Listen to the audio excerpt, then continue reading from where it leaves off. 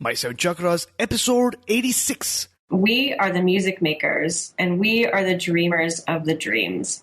The seven chakras, swirling vortices of energy, positioned throughout our body from the base of the spine to the crown of the head. For thousands of years, this ancient wisdom has been passed on from master to disciple. What are the functions of these energy centers? And could these chakras help you unlock your destiny and find your true purpose?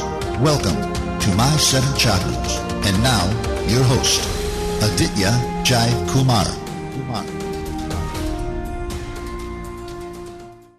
What's up, action takers? AJ here, host and founder of the show that you are listening to at this very second. And today I'm really grateful for our Facebook community. I'm grateful because I get to meet and interact with some really inspiring people. They inspire me because each and every person in our group is committed to transforming his or her life. Now, this doesn't mean that if you've decided to change your life that you know exactly which direction that you want to head in. It can be hard. It can be really overwhelming, and it can be really challenging, especially when people around you don't support you, the new you. And that's one of the reasons why I created our Facebook group, so that like-minded people around the world who are awakening to the same cause can come together, share and support one another for creating a better tomorrow. Now, I'm here to serve you. After you've made that bold decision to change your life, I want to provide you with the information that will help you begin your human revolution. And I need your feedback for that. And my question is, what is your single biggest frustration or passion when it comes to alternative healing? It's just one question that I really request you answer in the form of a survey, whether it takes you 2 minutes or a little more, maybe 8 minutes. And you can do so by visiting the link that's our website, my7chakras.com/survey. That's my sevenchakras.com/survey. So take the survey, allow me to serve you better, and let's change the world. And action takers, I am really excited today to bring you our featured guest, Rachel Archelaus. So Rachel, are you ready to inspire? I so am, yes.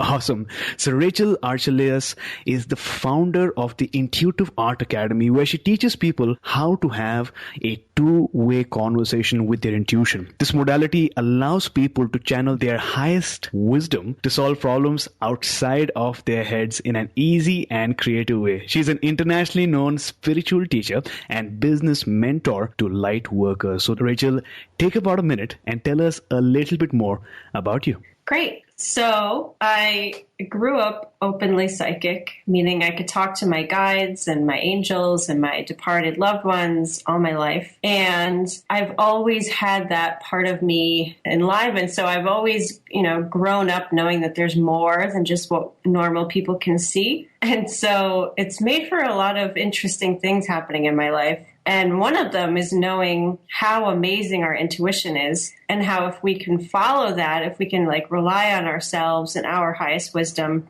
to make decisions in our life and to have that guide us, we can really be ahead of the game in terms of, following our calling, knowing what we're passionate about, knowing how to do what makes us feel so great that also helps other people. And when I realized that other people didn't have the same experience as me, I wanted to make it as easy as possible for other people to tap into their own highest wisdom too. And so that led me down the path of becoming an entrepreneur and developing the Intuitive Art Academy and, being a spiritual teacher and making videos, really just in a quest to share this amazing connection that I grew up with other people who were so looking for that kind of connection and trust with themselves. How's that? Absolutely. In fact, we are looking forward to learning your story, your insights, and how we can learn or relearn how to tap into our intuition. But before that, Rachel, just like a car needs some ignition and some spark to start, in the same way, our show needs some inspiration to get some momentum and move ahead.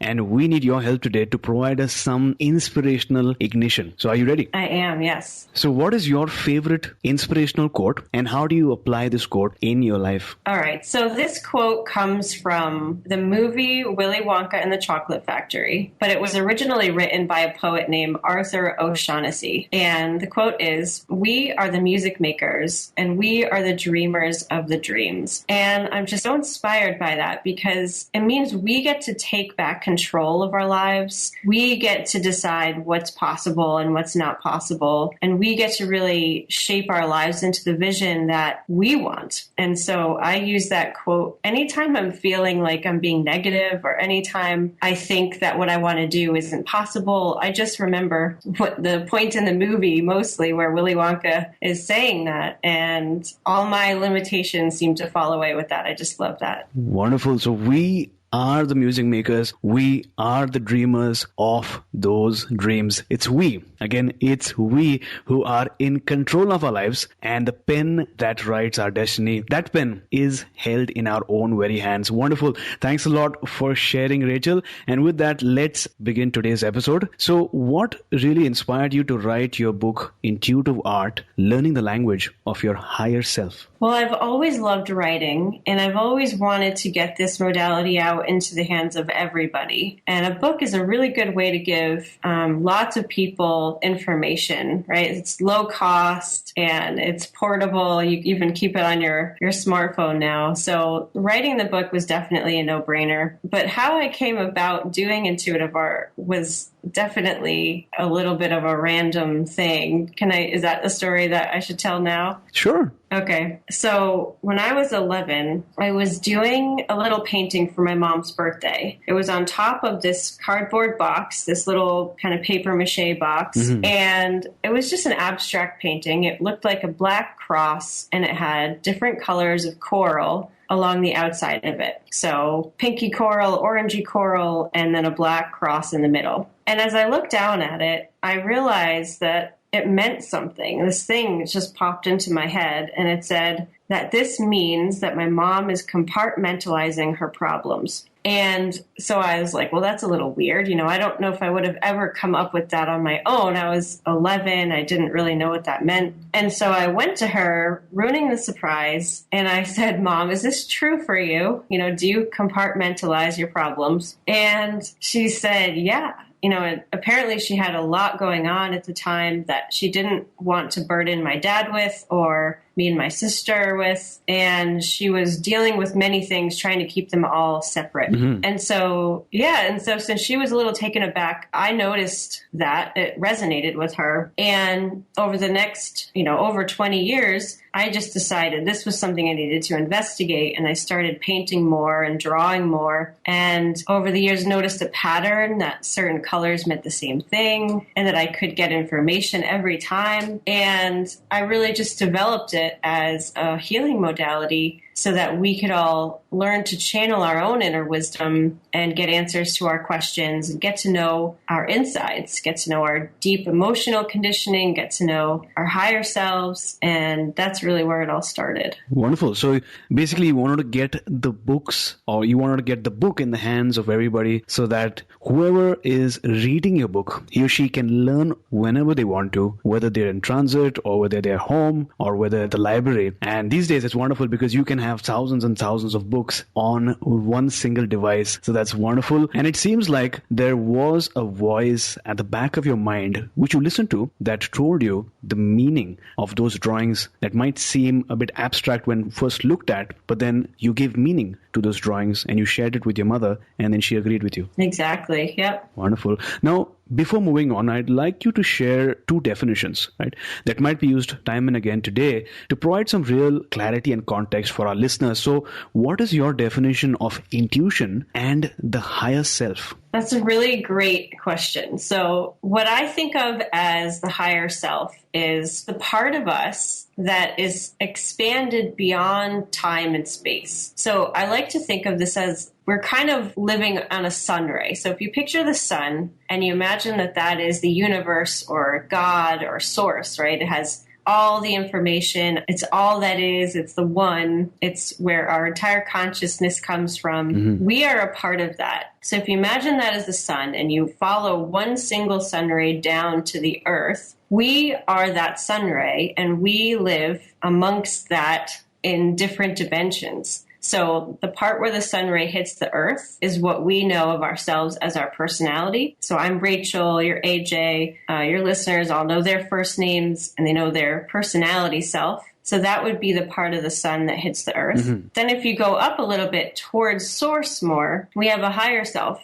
And that is the part of us that is more connected to source and less connected to the earth. So it doesn't deal with time or space. It has all of these wonderful connections to like psychic information, because everyone else is also a sun ray connected to source. We can know what's coming. We can know what's past. We can look into the Akashic records. And then if you go up more, you have your soul, which houses all the information for all of your lives. And then if you go up more, some people may have heard of an oversoul, where that's a collection of souls. So as we go up the sun ray, we get less differentiated, less individual.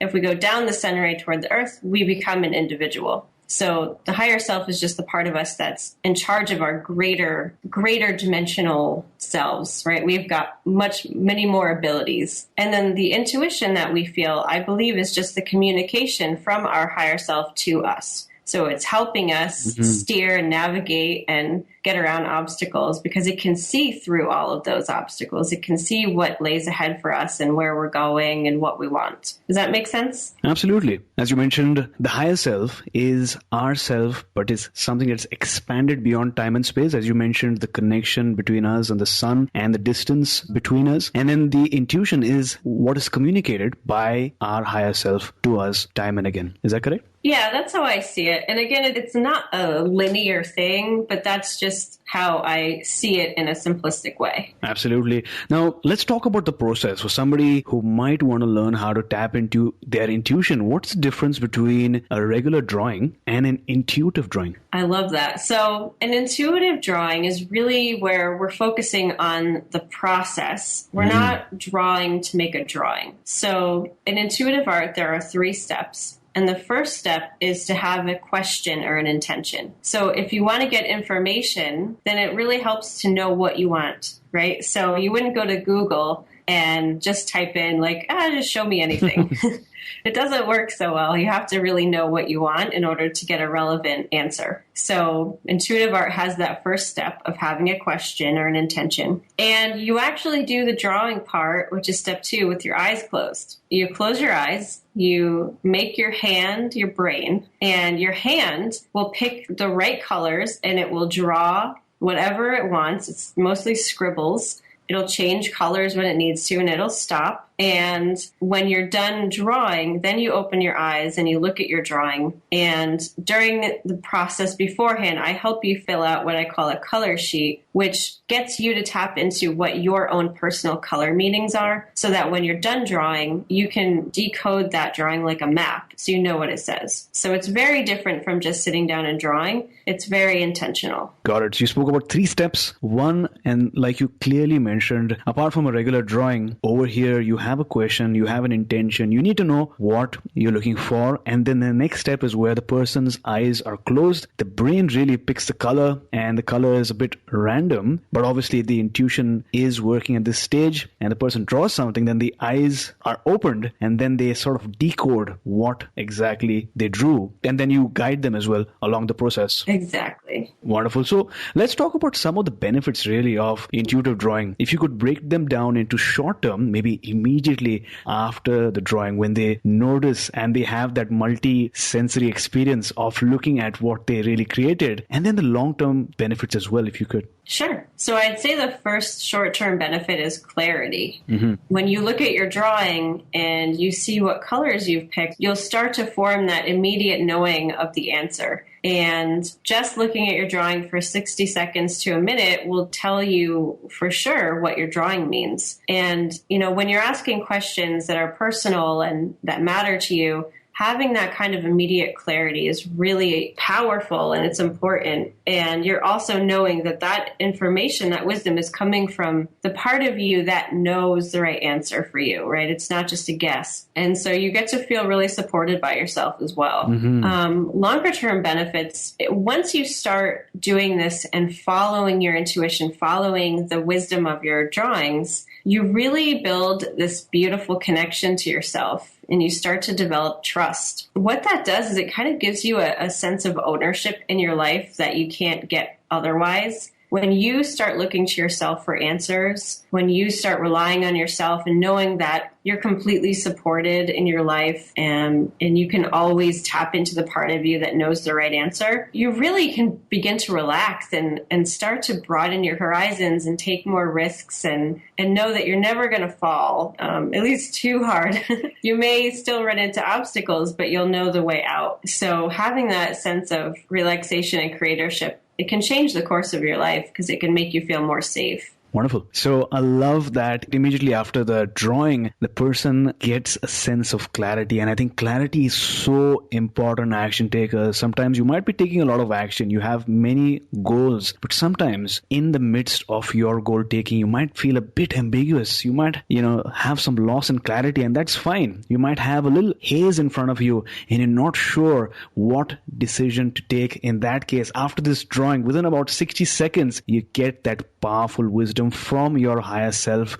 And this is clarity because your higher self is not guessing. Your higher self knows exactly what's right for you. And as you do this process, time and time again, you develop that internal discipline and you get more clarity, you get more independence, you trust your higher self. And then what happens is you have friends, but then you trust your own self at a very high level and you chart your own journey. I love how you broke that process down, Rachel. Thanks a lot for that. Thank you. Now, from what I've heard, there are many ways of tapping into our intuition. You have meditation, you have journaling, and many others. But what are some of the advantages of, using art and drawing to tap into your intuition over these other methods? Are there any advantages? Yeah, I think one of the biggest ones is that, because I teach regular psychic development as well and lots of other things, right? I love that whole world. There's no wrong way to go. But with intuitive art, because you're doing it outside of your head and you're doing it with your eyes closed,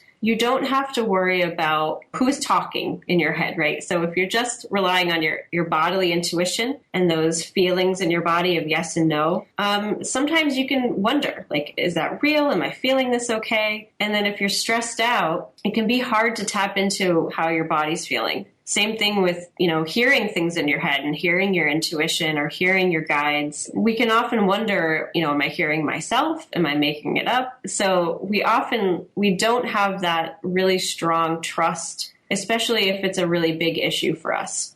With intuitive art, since you're doing it on paper with your eyes closed, you didn't pick those colors on purpose, right? You don't have to wonder if you're talking in your head or not because it's all on paper. So it makes it a lot more clear-cut, which is something that I think people find therapeutic. Now, Rachel, I know that you have a program called the Certified Intuitive Artist Program. For someone who's sitting at home right now listening to the show and really wants to dive deep, could you provide us an overview of that program? Like, how long is it and what are some of the modules that a student goes through? Sure. So it's a 5-month program, and the first 3 months are focused on teaching you mastery over intuitive art. So you'll learn things like how to lead people through the meditation to get their color meanings, and you'll learn it for yourself. You'll learn how to decode and how to use advanced techniques to know what's in your drawing and what's in your client's drawings. So you'll learn all about intuitive art and how to master that. Then the second part of the program is about teaching you how to make a living doing this. So how to have sessions with clients and how to work with them, how to teach classes and how to charge money, how to have, your own practice. So when you graduate, you don't just know intuitive art, but you also know how to make it a career or add on to your existing practice. And then the last 2 months of the program, it's called a practicum period, where you are working with people, paying clients, and you're also teaching a workshop. So you can't graduate until you make money, because I find that a lot of light workers and a lot of people who are just getting into using their gifts to make a living, there's a real squirmishness around charging people for what they do. And so I make sure in the program that everybody kind of goes through the fire there and learns that it's okay to accept money for services and that they feel good about it. And also that they have got practice doing what they're going to do on their own. So everyone's comfortable when they graduate. So I love that you have basically 3 parts. One is obviously learning, where you master the intuitive art, and then you help them focus on teaching that art to clients, friends, and family as well. And action takers, teaching is the best form of learning, because you might learn something, but unless you're able to articulate what you learned and have the patience to be there when that person has a query or a doubt or a question, and then answer that in a way that they understand in their own language, in their own way, that takes your learning to a completely new level. And I don't think any of us would have a problem if we get paid for it. And Rachel, I love the fact that you mentioned that a lot of light workers, a lot of healers in general, and I've come across this as well, feel a bit hesitant in terms of charging what they, or charging for the value that they can really bring to a person's life, the transformation that they can create. So I'm glad that you have that portion where a person has to earn some amount in order to graduate. Is that correct? Yes. Wonderful. Now, you say that your modality allows people to channel their highest wisdom to solve problems outside of their heads in an easy and creative way. Key focus on creative. So what if a person listening to the show right now says, well, that's all right, Rachel, but I'm not creative. Maybe this isn't really for me. You know, I really believe everyone's creative. I think it doesn't have anything to do with being an artist or a writer or any kind of expression. We're all just really creative beings. Some people are creative problem solvers. Some people are artistically creative. And I get a lot of people saying, you know, well, I'm not an artist. I can't do that. And it's honestly the artists who have the hardest time, because they're so focused on their, you know, fine motor movements in their hand that they have a hard time letting go and just scribbling. So no, you know, formal creativity needed, no artistic talent needed. It's really just about, can you ask a question and allow your hand to kind of be in charge for a couple seconds? Well, that's the colorful part of it. Other than that, everybody can do this. I've actually taught thousands of people now, and every single person has learned it on the first try. So I haven't encountered any person yet who hasn't been able to do it. So there you go, action takers. There definitely is a process. There are some steps that you need to take. It's not that you read something and the next day you know how to tap into your intuition. It takes some time, but obviously so many other people have gone through this process as you would as well. But the benefit is you learn it, you share it, you can earn money as a result of it and change people's lives.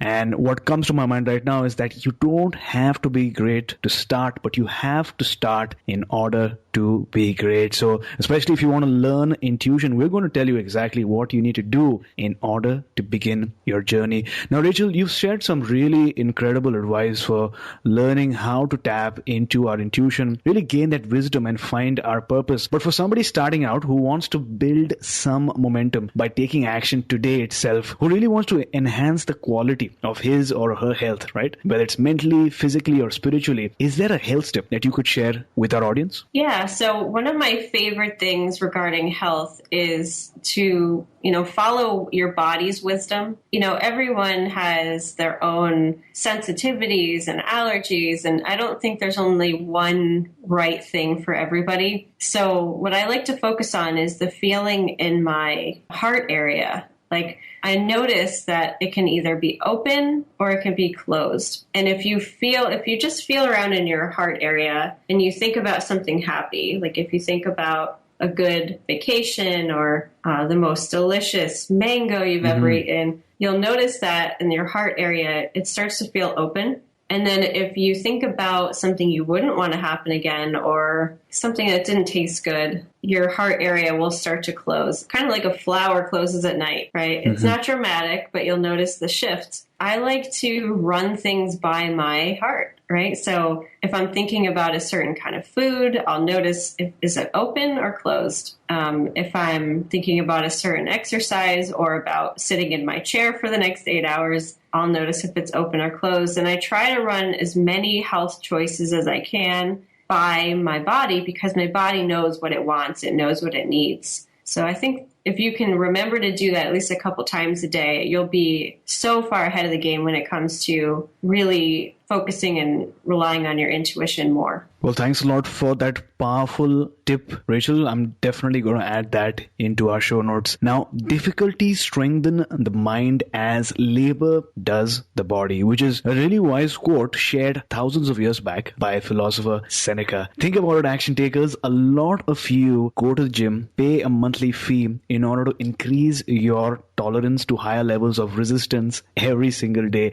In other words, for the weights that you have at the gym, and pro surfers get excited and thrilled when they know that the waves are going to be really high and powerful on a particular day at the beach. So what if you looked at a difficulty or a challenge as training? Because it's true, each and every difficulty or challenge or obstacle really provides us with a life lesson. And that life lesson, as Seneca shared, strengthens your mind. So Rachel, take us back to a time when you faced a major challenge. What was your initial reaction to that challenge, and then how did you overcome it? I love this question too, and I love Seneca. So, everyone's had hard times and tragedies and things they've gone through that I'm sure they wouldn't want to repeat, but I definitely see wisdom in everything. I used to be married, and, it was to my soulmate. I thought I'd be with him forever. But over time, I noticed that he was calling me crazy a lot, and he was kind of questioning my actions, my motivations, and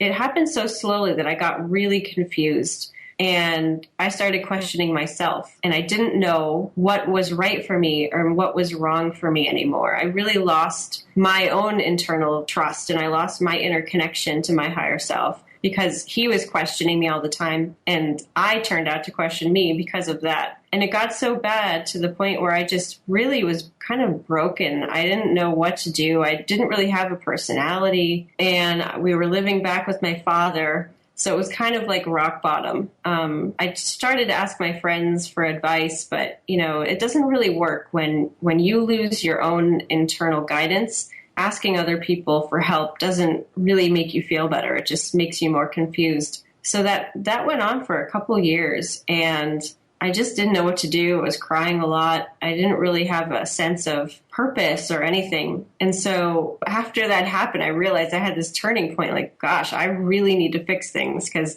I've got more to offer this world than just being a confused mess, right? I didn't know what to do, kind of like your listeners, but I knew I had to do something. And so I decided that I had to offer more of myself. Like, I had to put more of the real me into my life. And so I went to the art store. I bought a new set of pastels and a new sketch pad. And I emailed this local holistic center to see if they would want to offer intuitive art, in their services. And it was terrifying. I had never reached out like that to anybody. I was so worn down. I was so low self-esteem at that point. But it was the one thing that I could do to kind of take control of my life again and try to put me back in the center. So that really started me being more of myself. And of course, I started doing more intuitive art because I had put it down for a little while and asked questions and got clarity. And that's really when I started to dig myself out of that hole.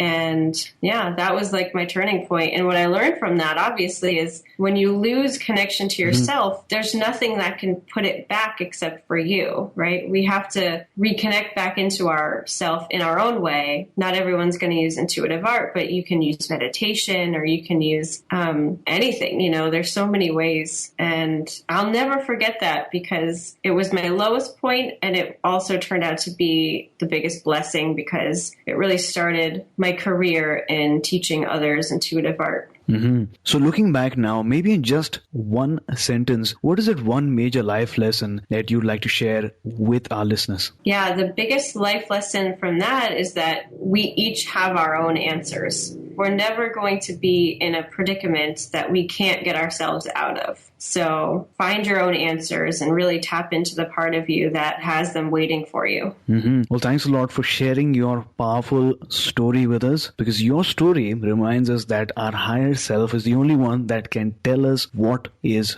right for us. Not our friends, not our relatives, but our higher self can really bring that clarity and clear out any confusion that might be in front of us and enable us to really make that decision. And it also proves that when you're feeling down, taking action, taking some creative and positive action, whether it is reaching out to somebody or calling someone or remembering or going back to our memory and doing something that we really like, we're really passionate about, can help build that momentum. And as we learn to really handle bigger and bigger challenges and obstacles in our spiritual gym called life, we come to a realization that we are in control of our situation and the circumstances around us. And no matter how bad the situation is right now, we have the power within us to write our own destiny. And that's probably why Irene Kursula once emphatically exclaimed that the pen that writes your life story must be held in your own hand. So Rachel, have you found your life's purpose? And if yes, what is your life's purpose? Ooh, such a juicy question. So yes, I believe I have. And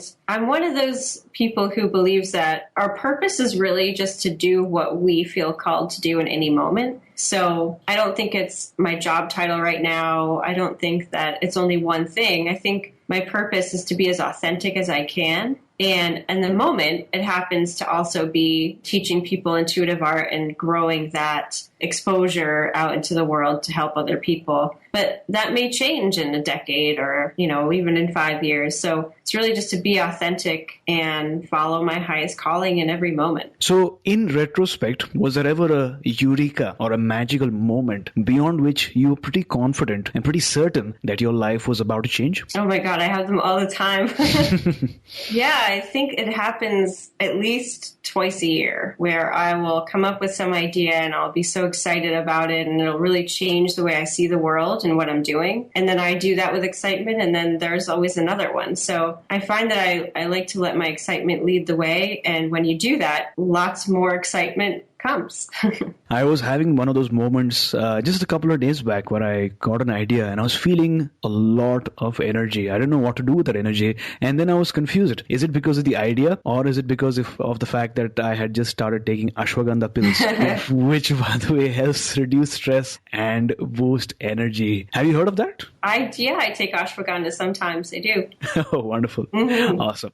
And that brings us to the very final round for today, which is called the wisdom round. Now, this round has just 4 short questions about questions that might make you take a deep dive back into your memories. Are you ready? Yes. So looking back at your life, what is the best advice that someone has ever given to you? Have more fun. Awesome. So name a personal habit that keeps you strong.